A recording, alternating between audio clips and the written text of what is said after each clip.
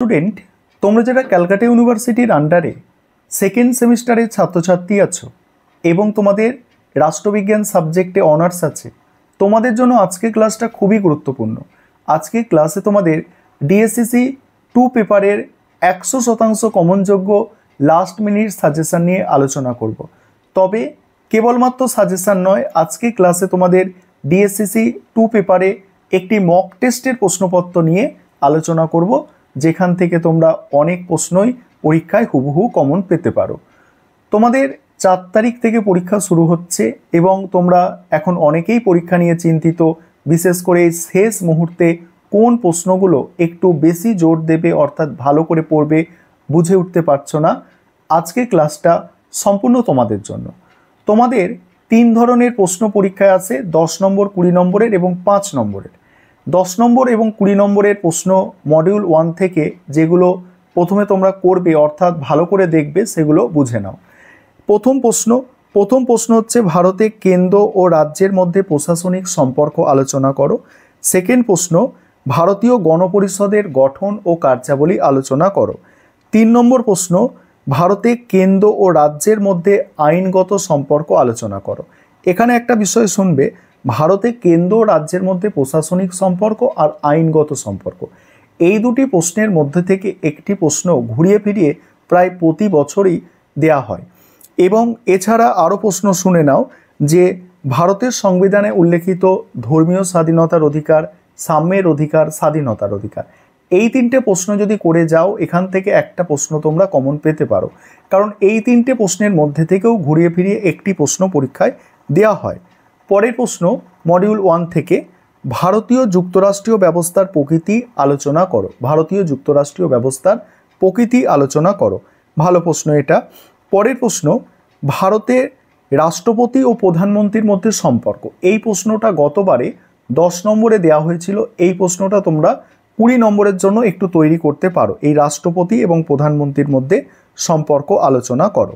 একটা তোমরা মডিউল 1 থেকে করো এবং মডিউল 2 থেকে বড় প্রশ্ন আকারে করবে যে ভারতে কমিটি ব্যবস্থার ওপর টিকা, তারপরে ভারতের সংবিধান সংশোধনের পদ্ধতি। পরের প্রশ্ন ভারতের যে কোনো একটি রাজ্যে হাইকোর্টের কার্যাবলী। নেক্সট হচ্ছে ভারতে একটি অঙ্গরাজ্যে রাজ্যপালের ক্ষমতা, পদমর্যাদা, ভারতের সংসদে আইন পাসের পদ্ধতি। এগুলো তোমরা মডিউল 2 থেকে 10 বা 20 নম্বরের জন্য দেখতে পারো। এবার 5 নম্বরের জন্য যে প্রশ্নগুলো তোমরা দেখবে, 5 নম্বরের জন্য মডিউল 1 থেকে ভারতের সংবিধানে উল্লেখিত ধর্মীয় স্বাধীনতার অধিকার, রাষ্ট্রপতির জরুরি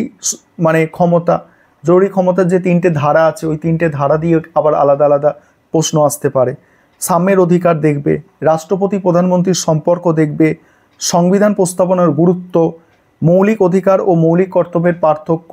মডিউল 2 থেকে দেখবে লোকসভার স্পিকারের ভূমিকা, একটি রাজ্যে হাইকোর্টের কার্যাবলী, লোকসভা রাজ্যসভার সাংবিধানিক সম্পর্ক, তারপরে একটি অঙ্গরাজ্যে রাজ্যপালের ক্ষমতা, পদমর্যাদা, রাজ্যপালের স্বেচ্ছাধীন ক্ষমতা, লোকসভা ও রাজ্যসভার গঠনগত কার্যগত পার্থক্য। এগুলো তোমরা দেখবে শেষ মুহূর্তের জন্য। এবং আমি একটি মক টেস্টের প্রশ্নপত্র তোমাদের স্ক্রিন রেকর্ডের মাধ্যমে আলোচনা করে দিচ্ছি, ওই মক টেস্টের প্রশ্নপত্রটা তোমরা দেখে যাবে। আশা করি তোমরা এই যে প্রশ্নগুলো এখানে বললাম এবং এই প্রশ্নগুলোর মধ্যে থেকেই মক টেস্টের প্রশ্নপত্রটা তৈরি করা হয়েছে, এগুলো যদি তোমরা দেখে যাও তাহলে তোমরা পরীক্ষায় ভালো ফল করতে পারবে। চলো এবারে তোমরা মক টেস্টের প্রশ্নপত্রটা দেখে নাও। এবার তোমরা মক টেস্টের কোয়েশ্চেন পেপারটা দেখে নাও। মক টেস্টের কোয়েশ্চেন পেপারে প্রথমে তোমাদের দেখো 5 নম্বরের প্রশ্ন পরীক্ষায় যেমন থাকে সেইভাবেই সাজানো হয়েছে মক টেস্টের কোয়েশ্চেন পেপারটা। 5 নম্বরের প্রশ্ন এখানে আমি দিয়েছি, দেখো মৌলিক অধিকার ও মৌলিক কর্তব্যের পার্থক্য, ভারতের রাষ্ট্রপতির জরুরি ক্ষমতা সংক্রান্ত ধারা, লোকসভা রাজ্যসভার গঠনগত কার্যগত পার্থক্য, রাজ্যপালের স্বেচ্ছাধীন ক্ষমতা আর ভারতীয় সংবিধান প্রস্তাবনার গুরুত্ব। তারপরে বড় প্রশ্ন যেগুলো দিয়েছি সেগুলো দেখে নাও। আরেকটা বিষয় বলি, তোমাদের জন্য অনলাইন কোচিং ক্লাস চলছে, তোমরা 3rd সেমিস্টার থেকে অ্যাডমিশান নিতে পারবে। তোমরা যারা অ্যাডমিশান নিতে ইচ্ছুক 3rd সেমিস্টারে, নিচের দেওয়া নম্বরে যোগাযোগ করে 3rd সেমিস্টারে অ্যাডমিশান নিতে পারো। দেখো এখানে মডিউল 1 থেকে দেখো যে প্রশ্নগুলো আছে, 20 নম্বরের প্রশ্ন প্রথমে দেখো রাষ্ট্রপতি ও প্রধানমন্ত্রীর মধ্যে সম্পর্ক, ভারতের যুক্তরাষ্ট্রীয় ব্যবস্থার প্রকৃতি আলোচনা করো। ভারতের যুক্তরাষ্ট্রীয় ব্যবস্থায় এককেন্দ্রিক প্রবণতাগুলি উল্লেখ করো। তারপরে দেখো, তারপরে আছে ভারতের সংবিধান প্রস্তাবনার প্রকৃতি ও তাৎপর্য আলোচনা করো। তারপরে ভারতীয় গণপরিষদের গঠন ও কার্যাবলী সবিস্তারে আলোচনা করো। মডিউল 2 থেকে দেখো, মডিউল 2 থেকে যেগুলো রেখেছি দেখো, বড় প্রশ্ন। প্রথম প্রশ্ন আছে ভারতে সংসদীয় কমিটি ব্যবস্থার ওপর টিকা। নেক্সট হচ্ছে ভারতে একটি অঙ্গরাজ্যের রাজ্যপালের ক্ষমতা ও পদমর্যাদা আলোচনা করো। তারপরে দেখো ভারতের সংবিধান সংশোধনের পদ্ধতিগুলি আলোচনা করো। আর ভারতের যে কোনো একটি রাজ্যে হাইকোর্টের কার্যাবলী বর্ণনা করো।